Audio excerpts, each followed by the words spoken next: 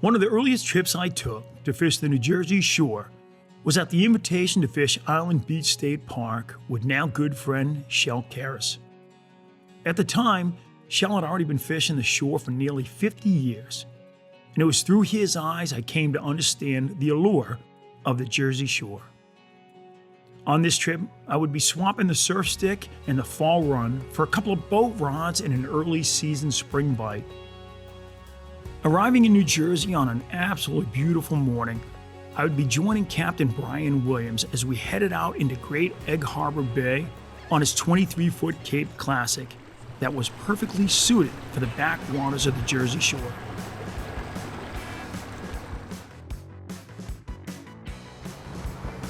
All right, so this island to the left is where many of the herring gulls nest in the area.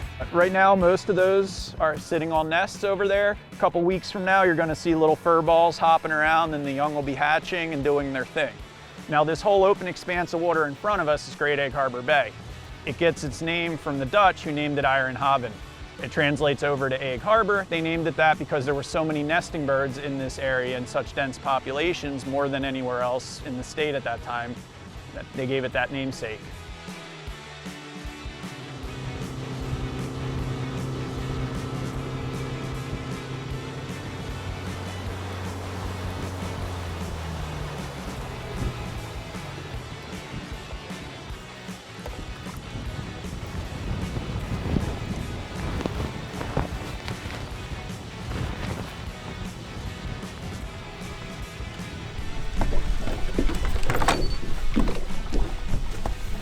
So you've gone with a 72-inch. 72 on this boat, yep. It only cavitates because I'm shallow and I have to pull it up. Oh, okay. The motors themselves have that feature on the shaft with that collar that you can adjust the depth of the motor, that way, which is huge. Not many people know about that, but it's there. All right, let's get you rigged up here, unless you're grabbing one of those rods. One of these is fine to start out that way. Yeah, grab this one here is ready to go. Perfect. Yep, it's still all pen, so it works. And right here, in here, it's just going to be, it's deeper. So this is like 12 feet. And all we're doing is throwing to the bank and just throwing to the bank real slow.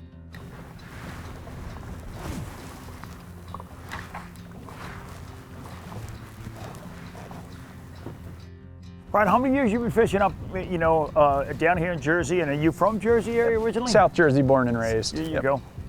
So I grew up kind of up at the head of the river here, just past it. So actually the small lake I grew up on fishing on behind my grandma's house, if you were to drop a float in the water there, it would eventually float down the river and end up out here.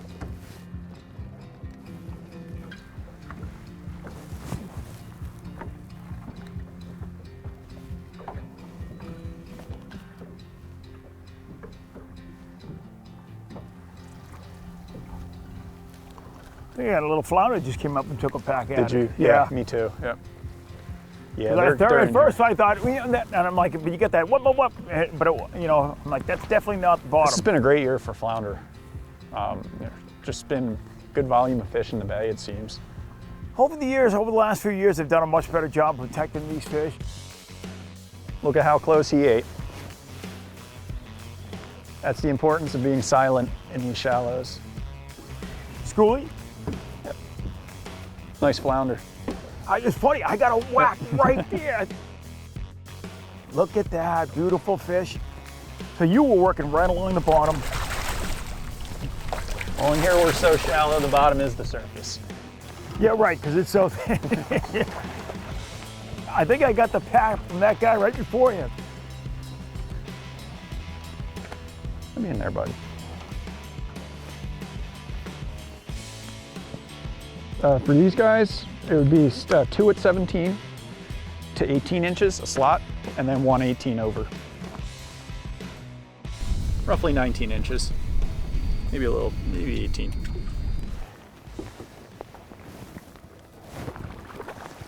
Beautiful fish, Brian. Oh, just got a tap there too. Could be on the flats flounder. That's crazy that the diversity in here. One can only imagine what it was like before the 1930s when all the eelgrass was wiped out. So in 1926, the eelgrass blight of 1926, as it's known as, wiped out all our eelgrass in a lot of the estuaries in this area, and then proceeded. What would cause that? Was it a storm that came River through? runoff. River runoff? Yeah. So they had it documented to 1 year. That was the year it was noticed. And then over time, I think we can attribute that to why the redfish of the 30s disappeared after that. We were talking about that. Jimmy and I were talking about that. I didn't realize it was such a big bite back in the day. I mean, I wasn't around for it, but based on those photos, I mean, when you see photos of guys holding up 5, 6, 7, 8, 9, 10 large redfish. This doesn't feel like a fish. It's not pumping like one. You might have just caught something weird. Yeah. Oh boy, a turtle. Diamondback terrapin. So this is my first turtle I've ever caught. But fortunately right now, it literally just... It wasn't even hooked. Nope. This is what you can get here when you're out with Capt Brian Williams. Everything's on the table. I'm gonna go ahead and show him off nicely. We're gonna get a beautiful catch and release on this guy though. Sorry about that. Yeah, let's try one more spot in this basin. Having caught multiple schoolies in a foot of water, it was time to fire up the engine and make our way up one of the many channels that connects the bays and estuaries along the Jersey Shore. This was a part of the Jersey coast I had not explored much over the years, and it wasn't long before we were fishing a completely different stretch of water. Once arriving, Captain Williams deployed the Minn Kota trolling motor off the bow and spot locked our nose in place before setting the Raptor off the stern on the edge of the channel.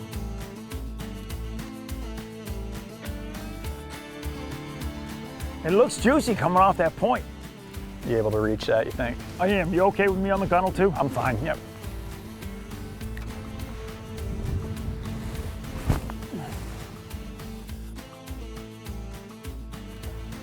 How deep are we out there, Brian? Right around 2 feet, Okay. 2.5 or so. Sometimes too, the case of what you have to do with these fish is activate them. If you get the first fish to hit, then there's they get consecutive triggered a little fish. bit. Yeah. Otherwise, everything down there is just happy and doing its thing, and we'd never know it was there. They're in here. It's a matter of kind of finding where they are and how they moved around during the weather you guys just had. I'm switching over to plastic. I'll just feel better about it.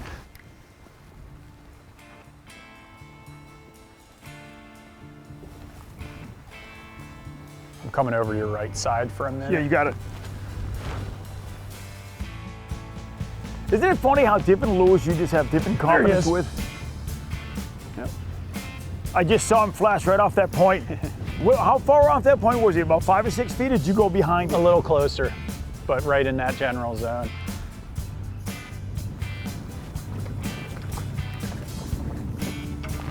Nice.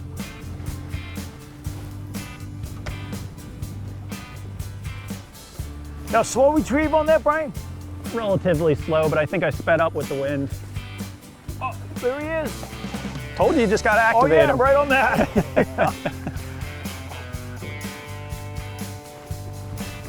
Want me to land him for you? Yeah, I'm gonna walk him right over. You see him come out of the water twice? Yeah. Feisty one. It's got a little blue in I was him. gonna say, he came out of the water twice, so that's crazy that we got the blue in that same water right there off that point. You can see what he was feeding on right here. Spearing. Sparing, he's just coughing him up. And it's so funny, I saw a flash, and I don't know if the flash that I saw was the bluefish following yours off that corner where he was. 'Cause I cast right back on that same point, and then bam, it was on.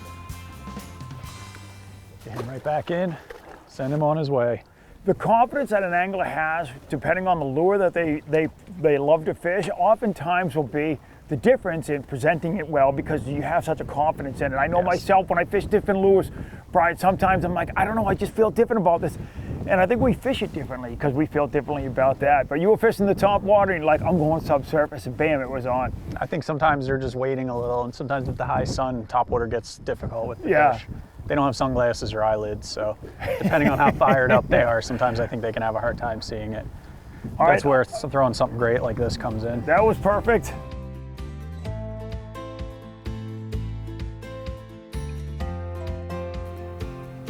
So the water clarity here is a little bit better than where we were in that first spot there, because you can kind of see when we're setting up on these fish, you can see that fish turn, you can see it underwater from a pretty good distance off.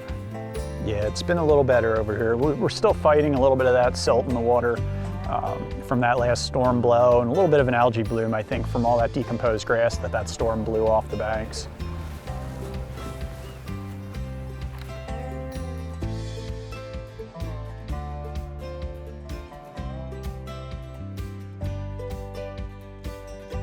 Your first cast that you got the striper, it almost seemed like you went past that point, hooked up, Yep. and it came.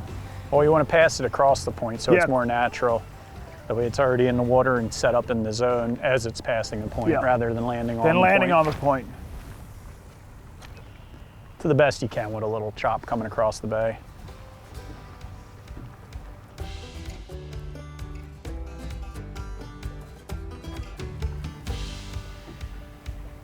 Here we go. He followed it right to it. I got a tap once.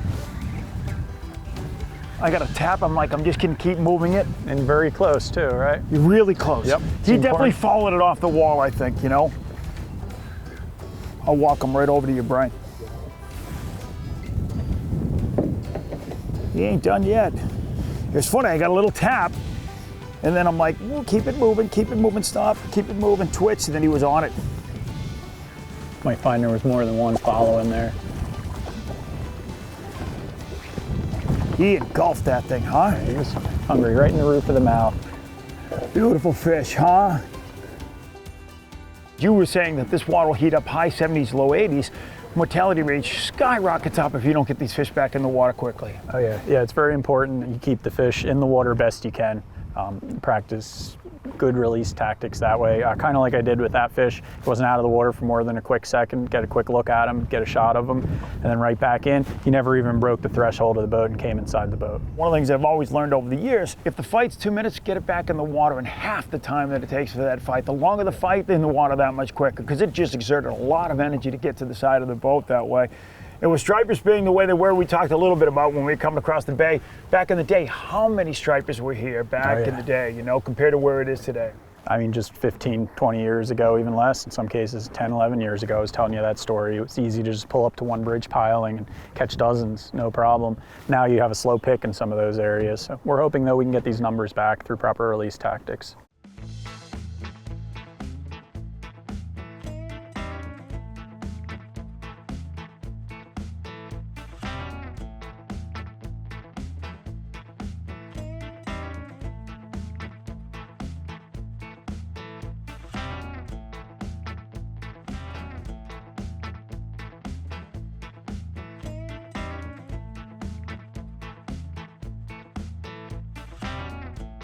They won't stay still right now. They're just cruising this Yeah, bank, right? they're just meandering it, doing their thing.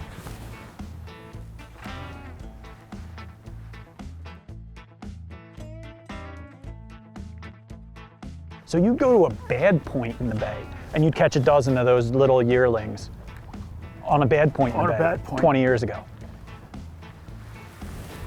Now it's like, you just don't see them.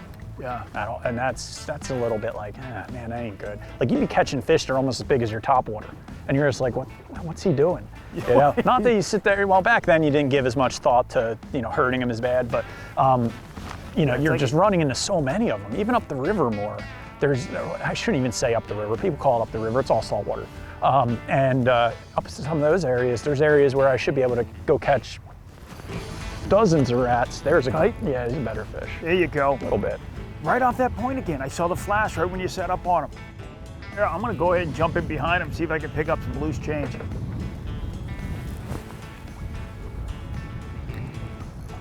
Brian, you got him? Yep. That's a better fish.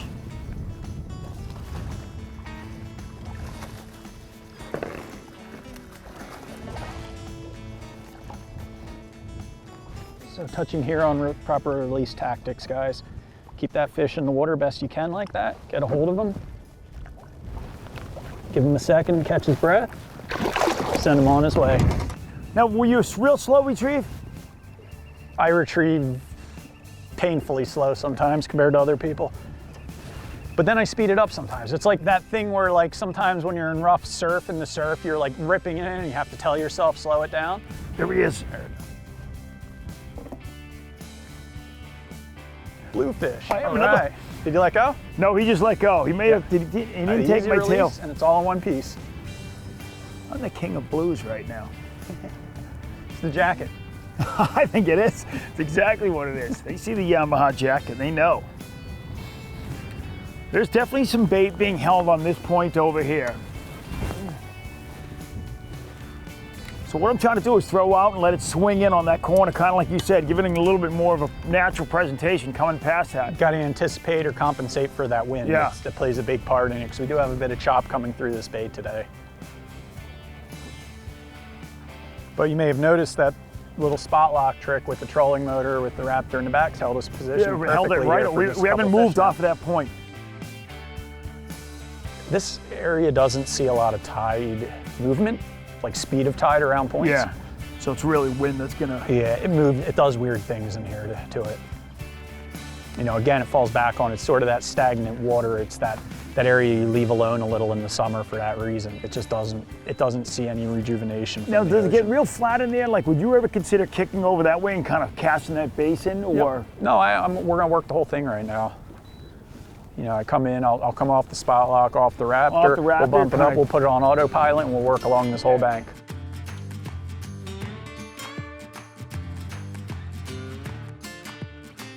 And anywhere along here, just keep ripping it. I have a feeling there's something around the backside of this thing.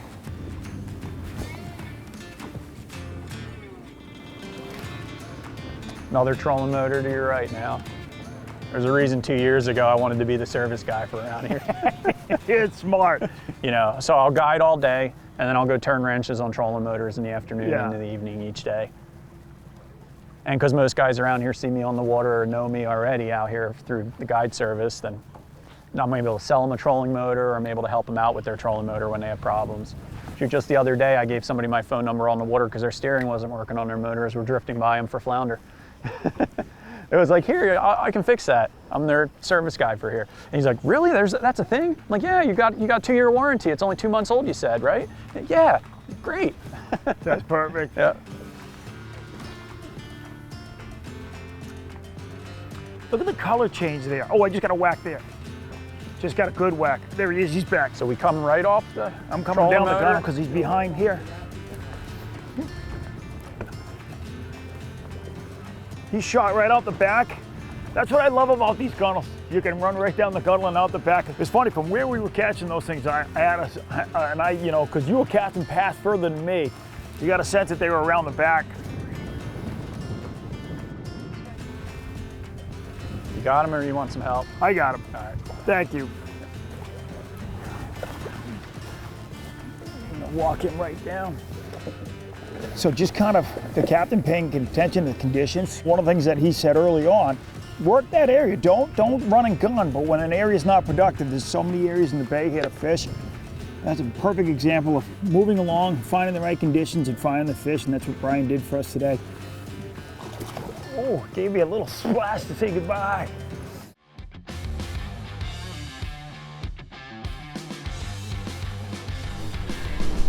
I was reminded early on of how much water we wanted to cover, and after a quick release of an early season schoolie, we were on the move again.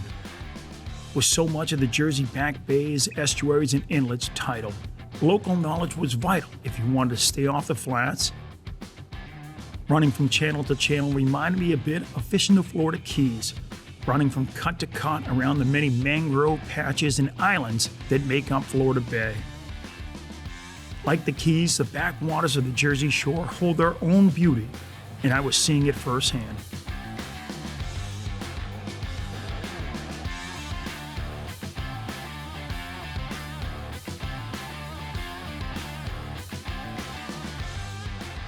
So this is standard point, close to the bank. When we get to this opening, the other side of it's kind of deep.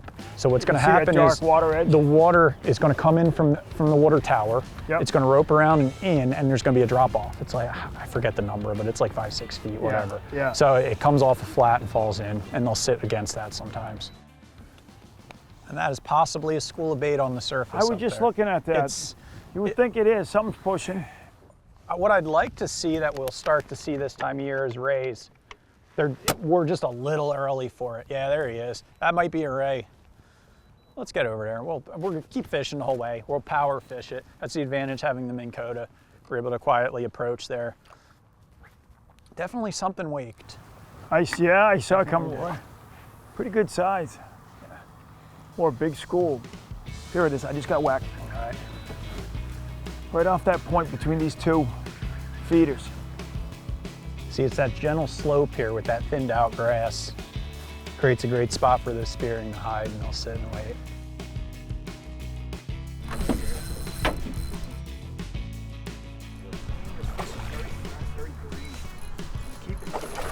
I'm gonna get him away from the trolling motor. He's past it, he's around.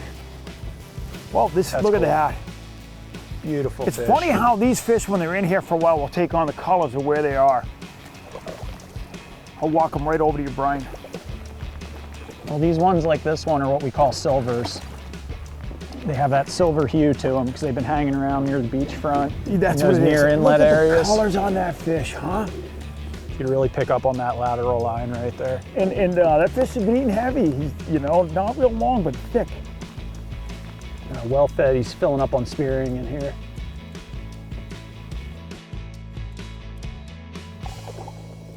Brian, that's awesome, brother, huh? Good job. Thanks, man. Awesome.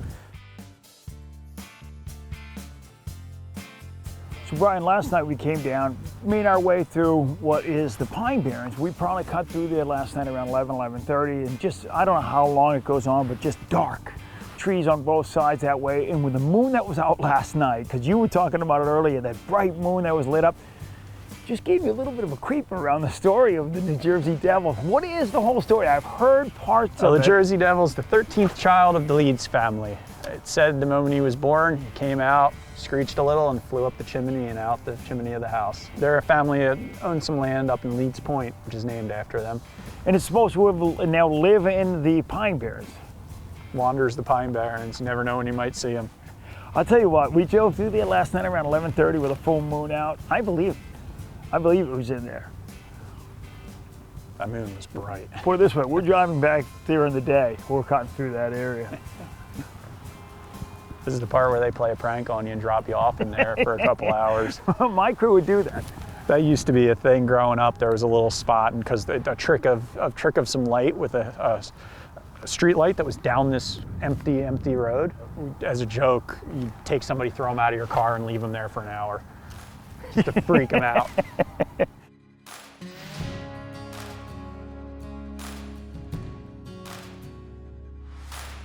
There he is. Got him. There's followers. I'll get out of There your way. he is. There's 3 with him right there.